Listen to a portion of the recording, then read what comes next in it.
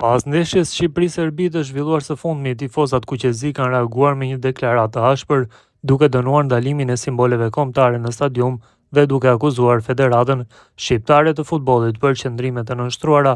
Ata kanë akuzuar Federatën Shqiptare të Futbollit për trajtim të padrejtë dhe për ulës ndaj tifozëve shqiptar, duke ndaluar simbolet kombëtare dhe duke favorizuar interesat serbe. Deklarata vjen si një reagim i ashpër ndaj asaj që ata e quajnë shkelje e identitetit kombëtar, ndërsa paralajmërojnë se simbolet kuqezi nuk do të ndalen kurrë në stadiume, pavarësisht përpjekjeve të kujtdo. Shkoi edhe kjo ndeshje, miqësoria më e shikuar në histori, siç u mburrën miqtë e shkijeve në FSHF. U kënaqën të gjithë, serbët, agjenci turistike që grabitën biletat, VIP-at që fituan në shortin tuaj magjik, e mbi të gjitha arka juaj që u mbush sikur më parë. 800.000 kërkesa për bileta, thanë. Në fund stadiumi kishte mbi 2.000 karrige bosh. Tifozët shqiptar u nështruar kontrolleve që si gjen as në aeroportet më të rrepta të botës, e jo më në sport. Në asnjë stadium, në asnjë sport, në asnjë vend të botës nuk ndalohen simbolet e kombit tënd. Kjo ndodh vetëm në stadiumet tona, aty ku udhëheqin miqtë e shkijeve, por me rëndësi është të kënaqen shkijet për historinë e krenarin ton kush lodhet. Dia u konfiskua bluza e shalla me mbi shkrimet nga më të ndryshmet, Osamir me qenë shqiptar, Prishtina, Kosova, Shkëndija e të tjerë. Simboli i UÇK-s, as që diskutohet, për pak flamuj të futur brenda, pa skena qesharake e përçmuese. Me 20 policë u vërsulën të zhveshin një djalë që mbante një gjoks, shqiponjën 2 krenare dhe stemën e UÇK-s.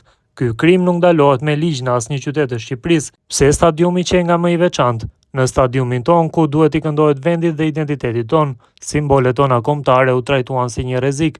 Sa për simbolin e UÇK-s ua përsërisim, ne tifozat kuqezi marrim përsipër çdo gjop që mund t'ju vendoset për të. Dërgoni faturat që sot, pra flamorin e UÇK-s nuk do ta ndalni kurrë, as ju as miqtë tuaj në Beograd e as kush në këtë planet. E kemi shpalosur në çdo ndeshje të kombëtares, tash e 21 vite, dhe njëjtë do të veprojmë edhe nesër në Riga e në ndeshjet e radhës. Të shtunën u futëm në stadium vetëm për këtë gjë, pasi arritëm qëllimin dhe shpalosëm flamorin e UÇK-s, lëshuam përsëri stadiumin, ju sfidojmë të na ndalni. Edhe dënimet për këtë gjë janë shpifje, siç ishte lajmi i rem për dënimin e tribunës apo shorti fars i biletave. Simbolin e UÇK-s nuk na e ka ndaluar në asnjë stadium evropian e as në 2 europianet e fundit, vetëm në Beograd e në stadiumin që menaxhoni ju. Kjo ndjenje e inferioritetit ndaj shkijeve është e papar nga ana e FSHF-s. Të mirë, historia do t'ju mallkoj gjaku i mirë a dëshmorëve që luftuan nën atë simbol, do t'ju mallkoj edhe gjaku i mirë a fëmijëve të masakruar që sulan të rriteshin kurrë, vetëm se ishin shqiptar. I gjithë ky spektakël u bë që të shesin në nion idenë se jemi miq me armikun më të madh historik të kombit shqiptar. Hasmi mik nuk bëhet kurrë. Miqsinë e shkijeve do ta shohim përsëri në tetor. Për ju kjo është punë, për ne është pasion.